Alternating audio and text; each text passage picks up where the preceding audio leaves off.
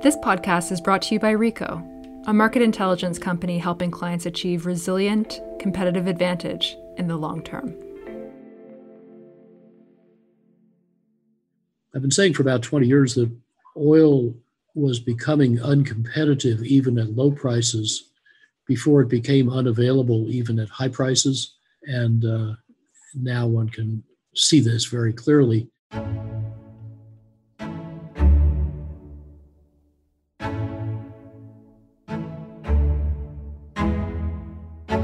Welcome to the Future and Sound podcast. I'm your host, Jen Wilson. This is a podcast where we talk about prioritizing people, planet, and profit in business strategy and decision making. We'll have different names for this: ESG strategy, sustainability strategy, maybe integrated strategy. Whatever glossy terms you choose, if you're in the thick of this stuff, you know there's no silver bullet. Like in any strategy, you can't prioritize everything, so there are trade-offs and different views to consider. In this podcast, we learn from world-leading experts who share bits of wisdom that can help us see the future we want and our role in it. This isn't a normal business podcast. We're not interested in the latest trend, jargon, or branding technique. Instead, we go beyond the headlines and look to clarify our long-term view on resilient economies, competitive business strategies, and decision-making best practice. This is episode 3, Asking Heretical Questions. Quick story. I remember in 2005 opening an edition of The Economist magazine and reading through a list of top thinkers. The profile of Amory Lovins stood out to me. His approach was unique. Rigorous, data-driven insights, business case calculations, the openness to working with anybody who wanted to tackle energy challenges. It was inspiring to me. I was also taking 2 degrees at the time, one in business, the other in environmental science, and thought Amory's organization, Rocky Mountain Institute or RMI, would be a great place to use both degrees. A few years later, I was lucky enough to work with RMI in sunny Boulder, Colorado on the foothills of the Rockies.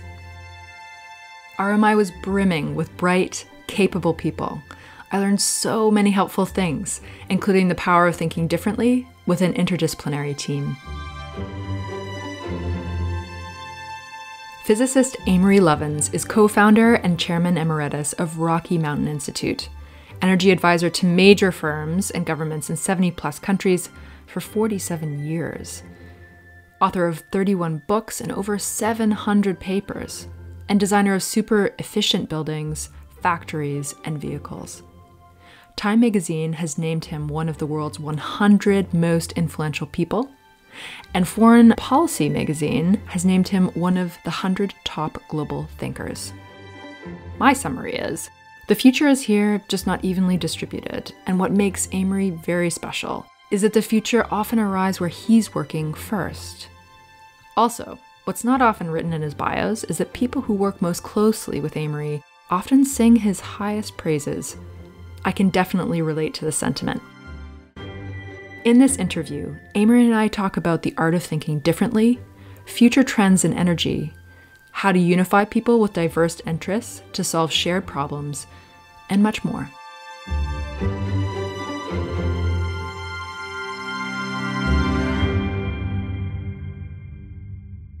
Amory Lovins, welcome to the Future and Sound podcast.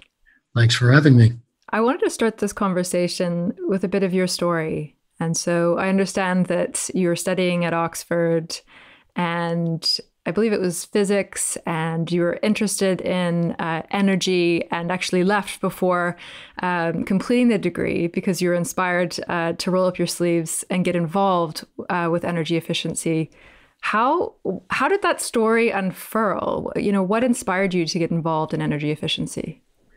I transferred from Harvard, which wanted me to specialize too much, to Oxford, and then became a don, and was realizing then in the mid to late 60s that energy was a master key for unlocking the tangle of issues around resources, economy, environment, development, security, And it was also clear we were heading for an almighty train wreck in energy.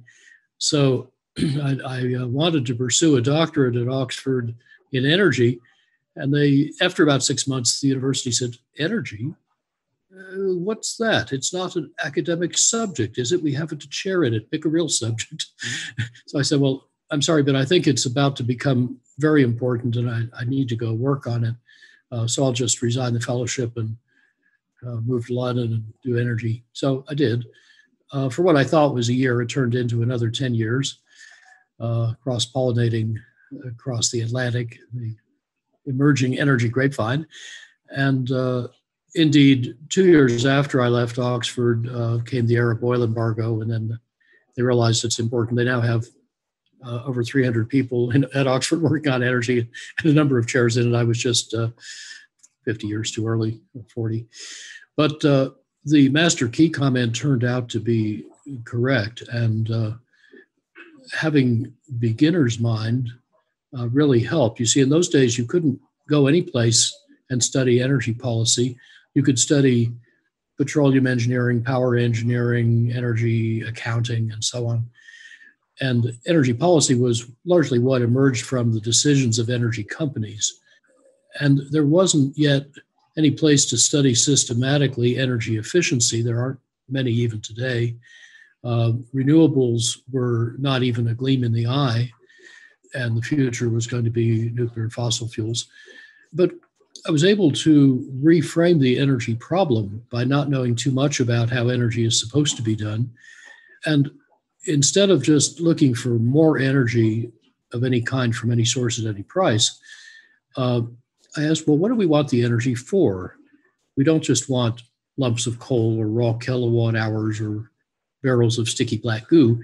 We want services like hot shower, cold beer, or maybe in Britain, cold showers, warm beer, who knows? And mobility and comfort and smelted alumina and baked bread. So for each of those so-called end-use services, each task, how much energy, of what quality, at what scale, from what source would do the job in the cheapest way.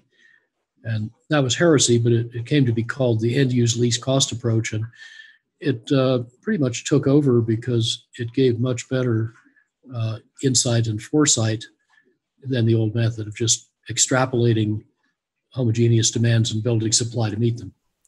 And when you started to engage leaders, say at the Department of Energy, et cetera, in the 1970s, trying to figure out, what to do to deal with supply side issues, you're talking about demand side issues. What was the nature of that conversation? How were your ideas met?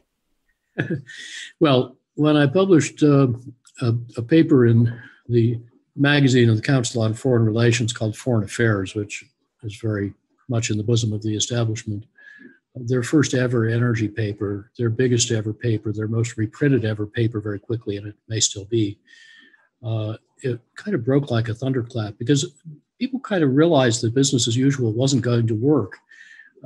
It cost too much, it was too unpleasant, it wasn't even logistically feasible, and it wasn't economically self-consistent because if you built all that supply, it was so expensive, especially the power plant side, it would raise the price of energy enough that people wouldn't use as much as the forecast said. But nobody had articulated a different question that could give a different answer.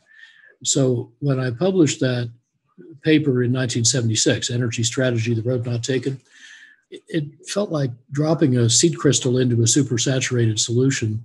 Suddenly there was this crackling noise and it took on a whole new form.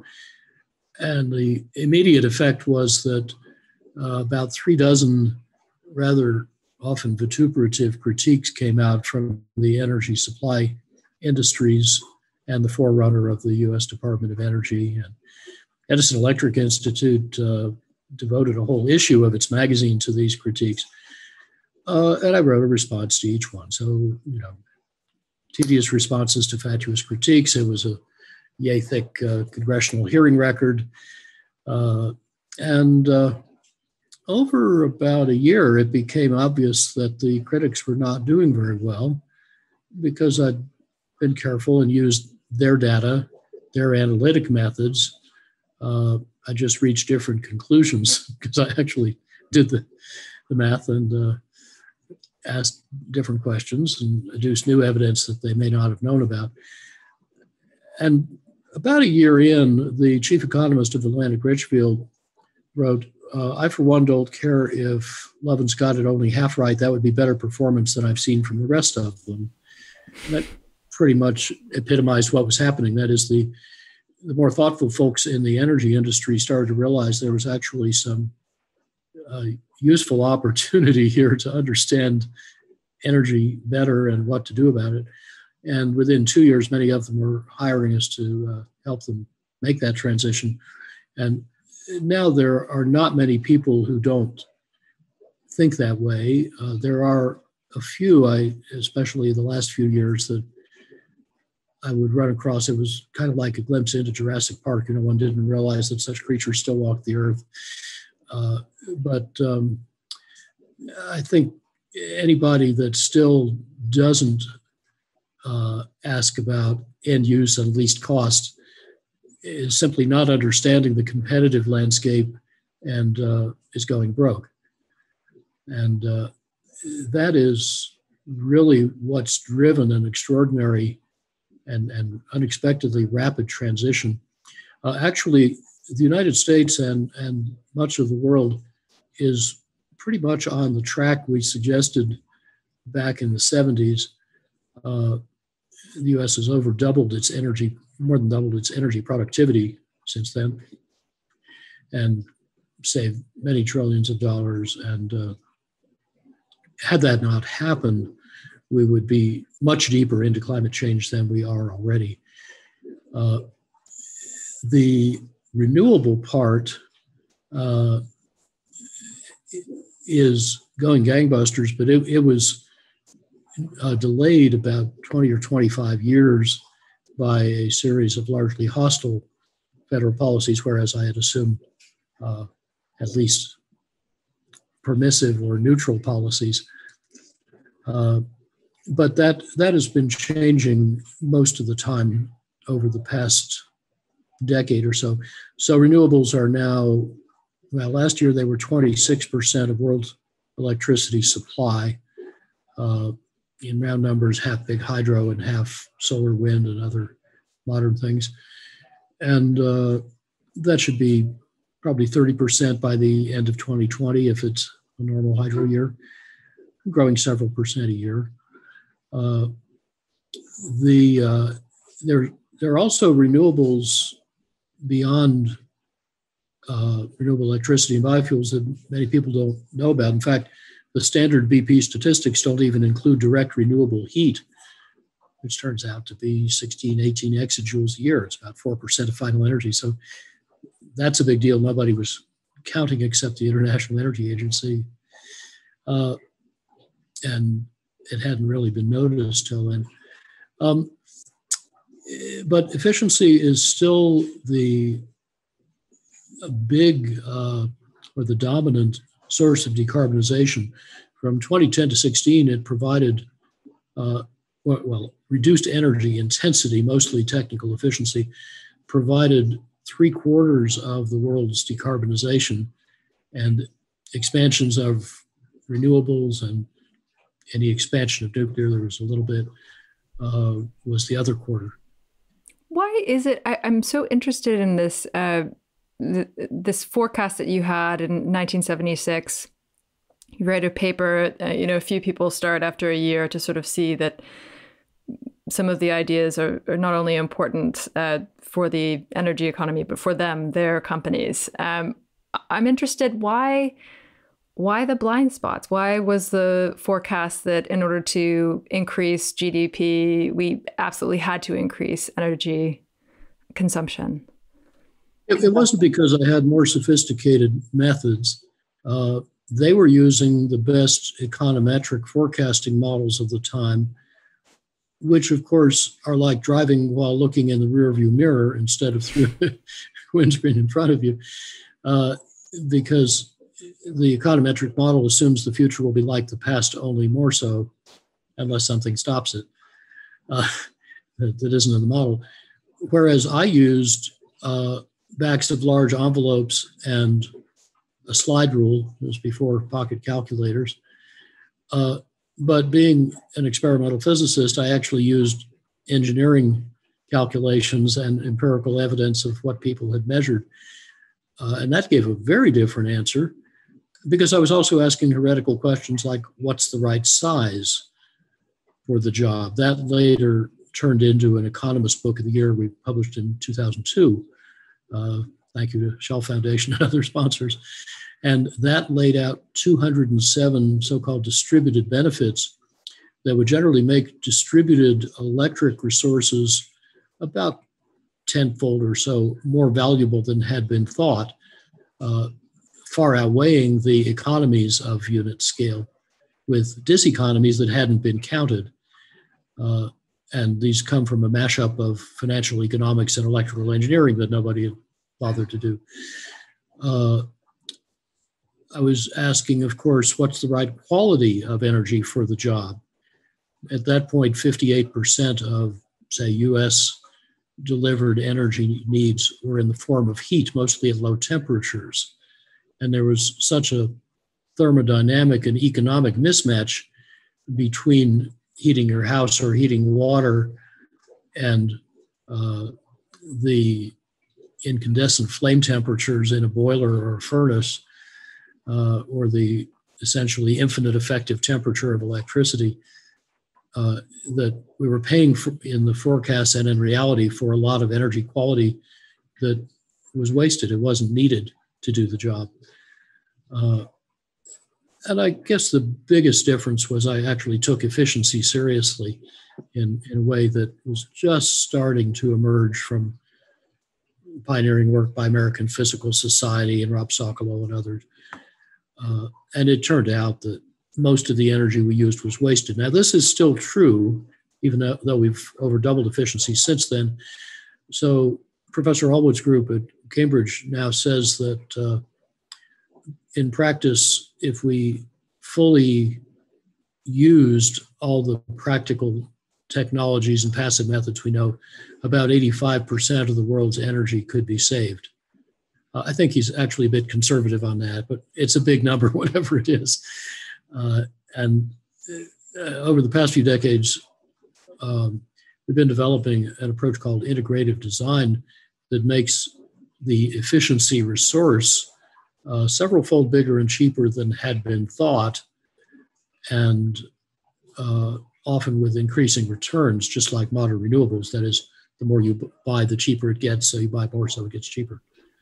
It's absolutely very powerful. And one of the things that really strikes me when you look at a graph, and perhaps in the notes for this podcast, I can include a link to a graph where you show, actually, I think that energy efficiency is going to increase dramatically over the next 4 or 5 decades. And then you map on what's actually happened since the 70s, and you've been pretty much spot on. So, Amory, you're good at forecasts. One of the things that Let me just make clear, Jen, that was not a forecast. I only said what could plausibly happen. And indeed, on the demand side, it was quite accurate. In fact, there was an independent assessment in saying that in 2000, it was the most, or the only, actually, accurate foresight in the literature. But it's still quite close. I'd said then that over the next 50 years, from 1975, we could cut U.S. energy use 72% using the same economic growth forecasts. And after 43 years, we'd save 59%. It's very nearly on track. Very nearly on track. So not a forecast, an estimate. In another book in 2011, we took a much deeper dive into how to triple efficiency, quintuple renewables in the U.S. and run by 2050 a 2.6-fold bigger economy than in 2010, using energy 3 times more productively. And it turned out electricity 4 times more productively. So electricity use, despite all electric autos and the much bigger economy, could go down by a quarter. and CO2 could go down 82 to 86%. And in the process, we'd save $5 trillion net present value, assuming that carbon and all other externalities are valued at zero, a conservatively low estimate. And we also found this would require no new national laws or mandates or subsidies, and no acts of Congress, therefore. That's kind of useful. But with smarter subnational policies, could be led by business for profit. And this seems to be what's happening, because in the first 9 years into this 40-year journey, since we wrote that, it's quite nicely on track, I think, because the private sector smells the $5 trillion on the table. And that's exactly what should be happening. Mm-hmm. And I'm interested then, I'll be careful about using the word forecast, but as we look to the future, I mean, for your entire career, I guess you've been asking questions differently and potentially seeing the future in a different way than the majority. What are some of the trends that you see quite clearly today in energy that will disrupt and really isn't getting enough airtime from your perspective? Oh, boy. Well, in electricity, most obviously, we're moving toward more diverse, distributed, resilient, renewable resources. Generally, we're moving towards decarbonization in all energy forms and carriers, and much greater efficiency. Obviously, all this changes business models. So the first obvious reframing is that customers, for example, for electricity, are figuring out that they can buy a lot fewer electrons, use them more productively and more timely, produce their own, even trade them with each other. It's usually a good idea to sell customers what they want before someone else does. So all the rest is detail. And that sector is undergoing extraordinary disruption. There are about eight sort of Pac-Men of the apocalypse converging on it that could gobble half of utility revenues in this decade, and are, it seems, on track to do so. One of them is that as of last year, 78% of the world's net additions of generating capacity were already renewable, not counting big hydro, which would bring it to 81%. And they're set to take the rest of the market too, because modern renewables were already the cheapest power source in 85% of the world last year, and rapidly heading for 100. So, for example, there was a recent look called How to Retire Early at 2,500 coal-fired power plants, 95% of the global fleet, that found that if you were to replace them tomorrow morning, hypothetically, with modern, you actually had to buy and build, it would be cost neutral within 2 years, and within 5 years, you'd be saving over $100 billion a year net, not counting externality values.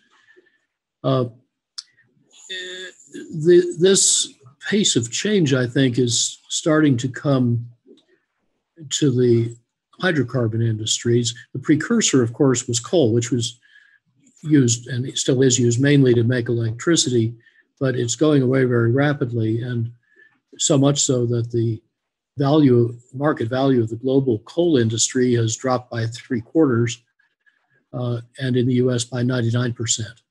So those investors lost most or all of their money, and now they're starting to realize the same can happen in oil and gas because it's under similar competitive threat. I've been saying for about 20 years that oil was becoming uncompetitive even at low prices before it became unavailable even at high prices.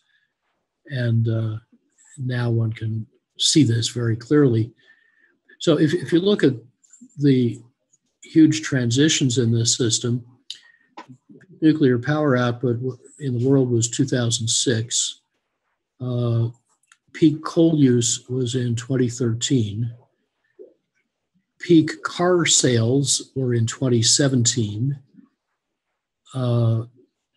Peak fossil-fueled electric generation was in 2018.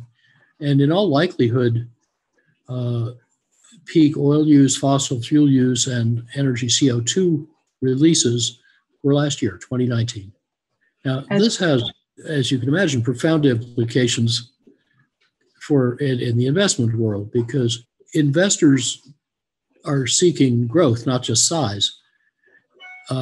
And they want to sell their shares just before demand peaks, because after it peaks, they're stuck with competitively depressed prices and stranded assets. Well, there's many, many examples showing that when a fast-growing competitor in a slow-growing market reaches just 2 or 3% market share, it suddenly crashes the value of the incumbents. Why? Because it takes all the growth. It tips them into decline, just as the pandemic has probably tipped fossil fuels into irreversible decline, because by the time demand recovers, it is very likely to be big enough to handle all the growth. And it was actually handling over half the growth before the pandemic, when demand for fossil fuels was already stagnating, as efficiency of renewables cut into those markets. And that's only the beginning of what can happen. So, and what is happening. Small example, I mentioned the peak car was in 2017. Well, that was at the end of several boom years in which sales grew less than the sales of, say, electric cars 2 years later. And they have very robustly continued to increase their market share right through the pandemic, just as renewables kept growing right through the pandemic while all other sources shrank rather dramatically. One of the sentences that's really, repeating in my head as you're describing these trends is, the future is here, it's just not evenly distributed. And I'm just wondering, I mean, many of the trends that you discuss, you research, have a very strong profit motive behind the recommendations. And so lots of win-wins to pursue. How do we go faster? How do we make already economic solutions move more quickly? What's stopping us from accelerating progress? Well, I think some people in traditional supply industries are not keeping up with how quickly things are changing. Renewable costs have been dropping so fast, 10 or 20 or as much as 50% for offshore wind in a single year, that any calculations using year-old data are out of date. Even half-year data are suspect. Solar panels got cheaper by 80% in 5 years, for example. And my CEO has presented actual renewable costs from very respected market-based sources, real market prices as observed, to audiences of hydrocarbon executives who refuse to believe those were real data, which makes me want to short their stock because they obviously don't understand who their competitors are.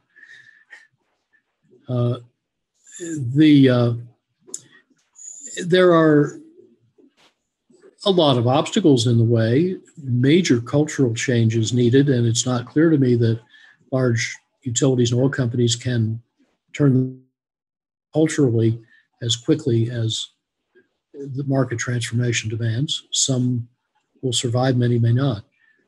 I've been trying to help them all for decades to figure this out, but I think we're getting a lot more calls now from people who are saying, help.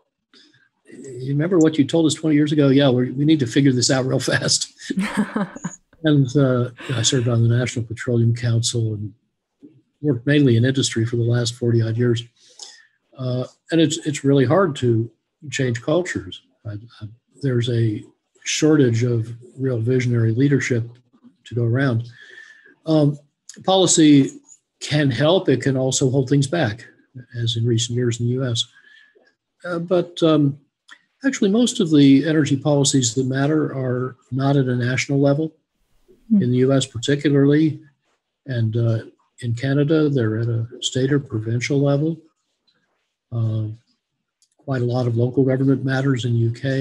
It varies from one society to another. They all have different ways of doing things.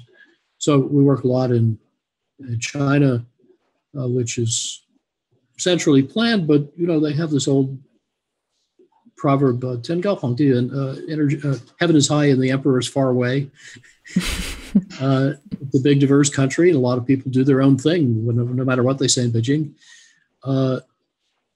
You find the same in where we work in India. There's a strong central government in some respects, but there's a lot of messy vitality with the states and the cities and right down to the villages. So policy is a multi-layered, many-splendored thing. And I think a lot of the policies that would be most helpful aren't even on the agenda. Yes, of course, we should bust a lot of barriers and turn them into business opportunities. And of course, we should be pricing carbon, not zero. But some of the most important policies that actually can be done at a subnational level, if needed, are not normally discussed. I'll give you two examples. One which has been done for electric companies in, I believe, 18 of the United States and gas companies for 26, last I looked, is called decoupling and shared savings. The other states obviously need to do something like this. The way it works is to remove the volumetric incentive for utilities to sell more energy and instead reward them for cutting customers' bills. That is, you use a balancing account to decouple revenues from sales and profits from sales so that you're not rewarded for selling more, you're not penalized for selling less. You're indifferent to sales volume. But then if you do something smart to help customers use your energy more efficiently or save them money in other ways, you get to keep part of it, maybe a tenth, as extra profit, so that you and the customers have aligned incentives, not contrary incentives. That turns out to be a very powerful way to change behavior and culture. Another very helpful step, which is working in 7 countries now, is called fee-bates. So if I go to buy a new car in a fee-bate place, I would pay a fee or get a rebate depending on the efficiency of the car I buy. And it can easily be made revenue neutral and size neutral. So I can buy exactly the type and size of vehicle I want, but there I'll still have choices in how efficient to make it. And under a fee-bate, I will be using, in effect, a societal discount rate for future benefits, not a consumer one. So instead of 60-odd% a year consumer discount rate implicitly, so whether to get an efficient car is as unimportant as whether to buy floor mats, I would be taking a full, say, 15-year life cycle view of the benefits of saving fuel. I think the transformation, though, that energy supply companies need to do is actually deeper than meets the eye because the whole revenue model is upside down. And to understand this, we have to go back to Thomas Edison. Around 1880, 81, he was inventing the electricity business with his new bamboo filament lamp light bulbs. And in those days, he didn't sell kilowatt hours. He sold light. He would charge you a penny to run a lamp for an hour because he knew as an inventor, people are going to come up with much more efficient light bulbs. And when they do that, he wanted to cut his cost of producing light so he'd make more profit.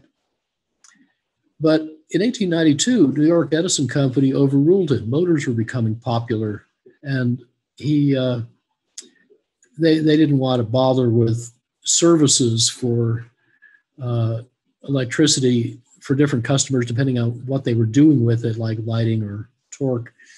So they said, look, we'll just sell a kilowatt hour commodity and people can do whatever they want with it. Well, that took over the whole industry, except in street lighting, where we still use the Edison model. But the result is that the more efficiently customers use those electrons, those kilowatt hours, to produce the hot showers and cold beer they actually wanted, the less revenue the utility makes. It's losing not cost, but revenue. And hydrocarbon companies have made exactly the same mistake, selling molecules instead of the comfort and mobility and process heat that people want from those molecules. So that's what I mean by an upside down revenue model. We're in a world where people are going to use less stuff more productively. In that world, you don't want to be selling stuff by the ton or the kilowatt hour. You want to be leasing or selling the services people want from the stuff. So you're sitting on the same side of the table, and the more efficiently that resource is used to produce the desired service, then it is really powerful. But this is kind of the big gorilla in the room. Nobody in the energy industry wants to talk about this because it would be such a profound change in how they think about everything. It would move the energy they're now selling from the revenue side to the cost side, and they'd want to sell less of it. It makes a lot of sense to align in that way. If you're in, I have a question picking up on this point of, for decades, you've been working in the petroleum industry, helping to, ask powerful questions that can shape strategy and get us moving in the right direction. If you're in the oil and gas, imagine you're in the oil and gas sector, you realize that drastic changes are required, more alignment between the services provided and what customers actually want.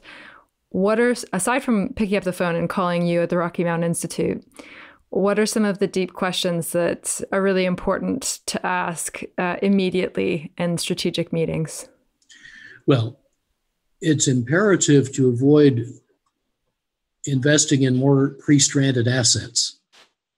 The cost of saving a barrel in, say, light-duty vehicles, 9 years ago, it was about $17 US per saved barrel. Today, it's under 7. Within a few years, it'll be less than 0. How good are you at competing with less than 0? That's probably a problem. Sounds tough. So at least you should take any frontier resources off your slate of sanctioned projects immediately. You should get very attentive to shifting out of hydrocarbons altogether. By the way, I used to think natural gas demand decline would lag oil by decades. I don't think that anymore. There may be some lag, but they're going to be much more in step than had been thought because every gas market is under really severe competitive threat. For example, there's no longer any business case for building and often even running a combined cycle gas turbine power plant. But I think a good model to look at would be Ørsted, the world's biggest offshore wind company, one of the biggest renewable players in the world. Not many years ago, it was the Danish oil and natural gas company, DONG, and they made a strategic decision to liquidate their hydrocarbon assets and jump with, all 6 feet into renewables. And they have had astounding success. The oil majors today are kind of sheep and goats dividing. On the one side, companies like, say, ExxonMobil or Chevron, severely losing value, probably hemorrhaging talent as well. And on the other side, struggling, but really making a serious effort at the transition. You have mainly European companies like Shell, BP, Repsol, Equinor, the former Statoil from Norway, another excellent company, Total in France. They are doing some very interesting things, but they're still making their money from the hydrocarbon legacy assets and trying to keep their footing in that world, get the revenue from it, while shifting investment and income toward the things that increasingly will compete with those. And when I say increasingly, I don't mean it's not competitive now with gas-fired electricity. I mean they're serving different markets, because oil and electricity have almost nothing to do with each other. But as the world rather rapidly shifts toward electric cars, trucks, and soon even airplanes, that will change that separation. And really what's happening, I suppose, in biggest picture terms, is that Ford's industry and Edison's industry are coming together to eat Rockefeller's industry. You don't want to be stuck in Rockefeller's industry when that happens. Of course, the electric or the car companies have exactly the same challenge. Their business is still the traditional ones, very largely making fossil fueled cars, which will be going away over the next few decades. And how do you stay upright in that world, making your money from it while shifting investment and talent frantically into developing competitive electric cars, which compete directly with your legacy products? This is a very awkward straddle. And it gives a huge advantage to companies like Tesla that never had a legacy business. They're starting from scratch. And by the way, they're not even a car company. They're a systems and software company that happens to make computers with wheels. And they've reconceived so much about what a car is and what experience you have from it that they're very hard to catch up with. Absolutely. Yeah, it's a very new world. And another weird thing about it, Jen, is the way it happens. Now, I gave the example of Tesla. They'll have objects like this, in our pockets or holsters or whatever. The way companies like Apple bought the batteries for smartphones gave a huge premium to longer battery life and therefore more energy per unit volume, and along the way, unit mass. This made enormous innovations very profitable to do for the lithium battery developers. And they got good enough at it that it became practical and safe and affordable in electric cars, thanks to companies like Tesla, which then built great volume, making millions of the things. And that made batteries cheap enough that they are now cheaper than gas turbine peakers. They're generally cost effective to put in your house or office behind your meter. And very cheap batteries mean abundant distributed storage and grid flexibility everywhere and the end of thermal power stations. So who would have thought that the way batteries are bought for these things would lead to the end of coal and nuclear power stations? Looking outside of your sector. Yeah. Yeah, the causal connections between non-adjacent sectors. And Tony Seba and others have some very nice provocative writings about this. But I think we're going to see a lot more of it, and especially in the digital world. Absolutely critical to not have our blinders on. It's much easier to have blind spots when you're not just looking at your sector, you're looking cross-sector for innovations that could disrupt you. And don't assume that conventional wisdom is always right. I'm working at the moment on a paper for a major business journal on the so-called harder to abate sectors, the notion that heavy trucks, ships, airplanes, and high-temperature process heat for industry will be very hard and costly to decarbonize.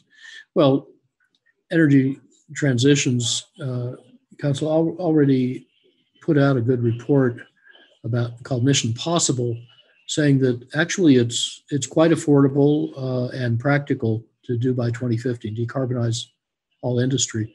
So I've been looking harder at that. And actually, I think with a couple of years' progress since, you can now say these are not uniquely hard to abate sectors. They're differently hard. None of this stuff is easy, but they actually offer enormous business opportunities and quite a lot, maybe collectively, the whole requirement to do that is looking probably not costly, but profitable. Yeah, picking up on this point about profitability, I've been thinking a lot about a comment that I've heard you make about focusing on outcomes, not necessarily motives, as we look at this energy transition.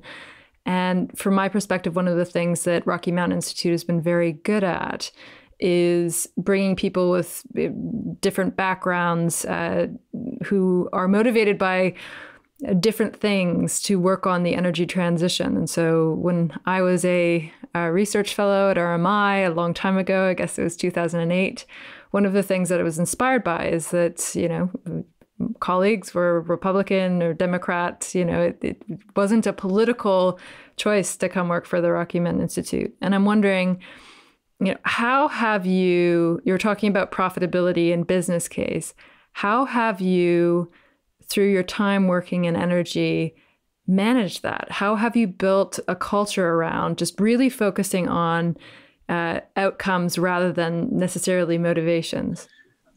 Well, if we're trying to be change makers, we need, as organizer Saul Alinsky said, to talk to folks where they're at, not where you're at. And different people have different motives and interests. Some care a lot about national security, and I've been helping drive the military agenda in U.S. in efficiency and renewables for their own mission purposes for the last 3 decades. It's going very well, and they're wonderful leaders in those areas. Some care about profits, about jobs, about competitive advantage, about social equity and justice, some about the environment and climate, some about public health, some about individual choice and local autonomy. All these are valid motives, and I think it's important not to have to agree about which are most important or who's right about holding a particular motive. I don't care what your motives are. If we want to do the same thing, let's collaborate to get it done. How can we help? And that's a much more likely to succeed method. So I was giving a talk to a very conservative group of extractive industry folks in Western Colorado a few years ago, and I'm apolitical and nonpartisan. RMI is as well. I'm very independent and talk to everybody and give them all the best advice I can. But I try to speak to their concerns in their language. And I just talked about the business opportunities in our disruptive energy futures. As I was leaving, a guy came up to me and said, "May I ask you a question?" "Yes, sir." He said, "I'm a lifelong conservative Republican, and I think Al Gore is a fraud and climate change is a hoax. But tell me if I got this right. I think you just heard us say that we ought to do the same things about climate anyway to strengthen national security and make money. Is that right?" "Yes, sir. You got it exactly." So why should I argue with him about climate, which I didn't even talk about actually, when we agree on what he ought to be doing for reasons that he and I both find perfectly valid? It doesn't matter whether I do or not, as long as he does. And I think there are also some interesting hidden forms of value here. You asked earlier about what if you're a hydrocarbon company? What if you're an oil owner, say, or a gas owner? Well, curiously, I figured out 20 odd years ago that the hydrogen in a hydrocarbon is generally worth more without the carbon than with the carbon, even if nobody pays you to keep carbon out of the air. The reason is simple. You can use hydrogen much more efficiently than you can use hydrocarbon. And therefore, you'll probably make more money removing hydrogen in a reformer than adding hydrogen in a refinery. So that's worth thinking about. And, when I would say this to our colleagues in the oil industry, they really look puzzled, and then they do the math, come up with the same answer, scratch their heads trying to figure out what to do about it because it was so alien to their business model. But I think that's changing a lot. Of course, it's worth recalculating now because we have such incredibly cheap renewable electricity in decent sites. It's gone from under 3 to under 2 cents a kilowatt hour, and in some cases approaching 1, that you can make really cheap hydrogen that way without reforming. And then it might be a bit late to go that route, so worth checking. It's quite an inspiring message during a time when, unfortunately, we are quite polarized, aren't we, politically? Well, we find it exciting, and I don't know where this work is going to go, but it's heading in so many directions at once. It's hard to keep up with, and we're just trying to retain some edge in thought leadership and try to be helpful in practical application. I'm now also teaching at Stanford and hatching a new crop of very bright students that I think are better than we were at that age and have very impressive potential. Wonderful. Amory Lovins, thank you so much for taking the time to join me on the Future of Sound podcast. My pleasure. Thanks for having me.